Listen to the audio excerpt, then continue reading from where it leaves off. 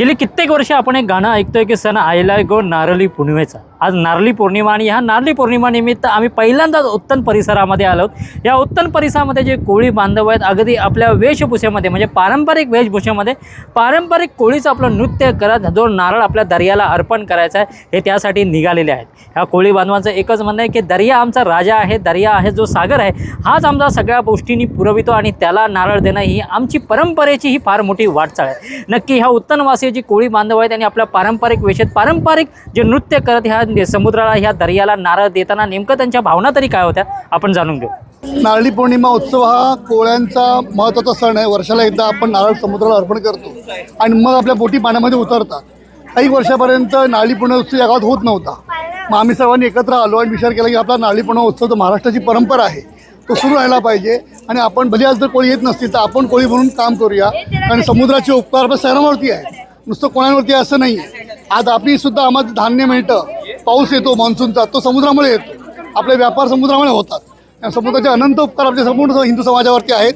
म्हणून हिंदू समाज, विश्व हिंदू परिषद, उत्तम ग्रामस्थ हिंदू समाज हा सगळा मिळून इकडे कार्यक्रम आयोजित करतो।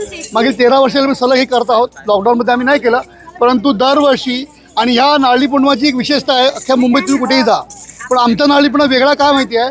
या नारळी पौर्णिमेने उत्तर भारतीय, कर्नाटक आणि इतर प्रांतातली लोक या नारळी पौर्णिमा येतात।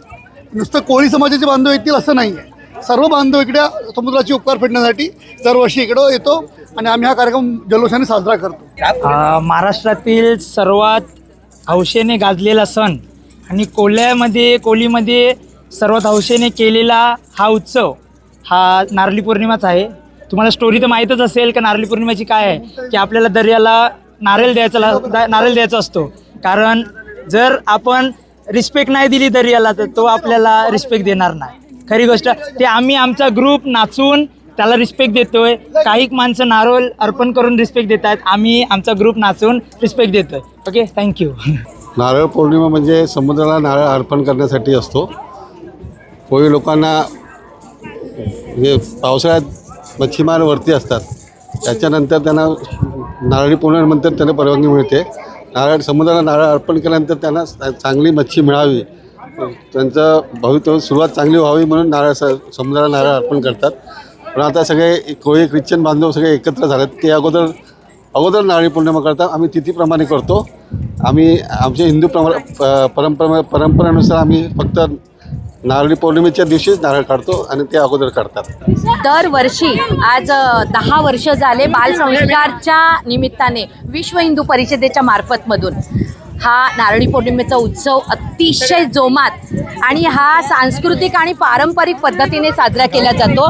आणि आमची मुलं, बालगोपाळ आणि सगळ्या महिला वर्ग, पुरुष वर्ग सुंदर असे नटून तटून येतात आणि हा उत्सव साजरा करतात। आणि हा उत्सव म्हणजे या समुद्रदेवतेची पूजा, कारण नारळी पौर्णिमा असा सण आहे की ह्या समुद्र मंथनातूनच अनेक देवदेवतांची निर्मिती झालेली आहे। आणि म्हणून समुद्राला नारळ अर्पण करून आमचा महिला वर्ग, पुरुष वर्ग आणि बालवर्ग हा अतिशय आनंदित होतो आणि म्हणून हा नारळी पौर्णिमेचा उत्सव आम्ही साजरा करतो। काय वाटतं ह्या वर्षी लॉटरी लागणार का समुद्रामध्ये? नक्की नक्की, कारण आज कोळी समाज आणि त्यांचे सगळे बांधव, सगळ्या भगिनी हा इतकी मेहनत घेतात आणि नक्कीच लागणार आणि आमचा कोळी बांधव अतिशय सुखी होणार। आई माऊलीचा कोळी आज आम्हाला जाम आनंद झालाय का आज आमचा नारळी पौर्णिमेचा सण औरात जल्लोषान साजरा झालाय। आम्हाला जाम आनंद होते। आज सगळे आमची लहान पोरं, आमचे मोठे बांधव, आमची महिला वर्ग सगळी जाम उत्साहान जाम खुशान आज नारळी पौर्णिमेचा सण साजरा करतात।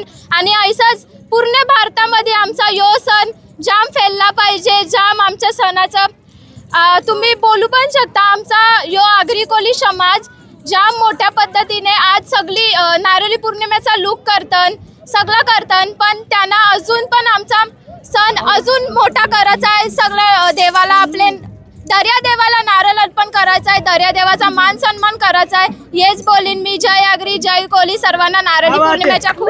दर्या सागर हा मच्छीमारांच्या खऱ्या अर्थाने दैवत, त्यांचा पारंपरिक व्यवसाय म्हणजे मच्छीमारीचा।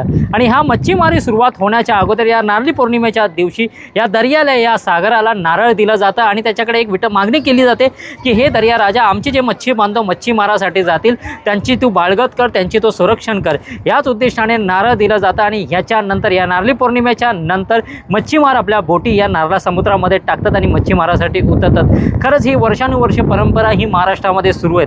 संपूर्ण महाराष्ट्रामध्ये जिथे इथे कोळी बांधव तिथे हा सण फार मोठ्या प्रमाणामध्ये साजरा केला जातो। आज उत्तनवासियांच्या प्रत्येक लहान मुलांपासून ते वडपर्यंत वरिष्ठ लोकांपर्यंत त्यांच्या चेहऱ्यावरती आपला देशाचा, आपल्या समाजाचा आणि आपला जो सुगंधीचा आनंद आहे, आपला जो सणाचा आनंद हा त्यांच्या चेहऱ्यावरती उमटून दिसत होता। अधिक बातमीसाठी आपण पाहत राहा नवराष्ट्र डिजिटल। मी विजय गाते, मीरा भाईंदर।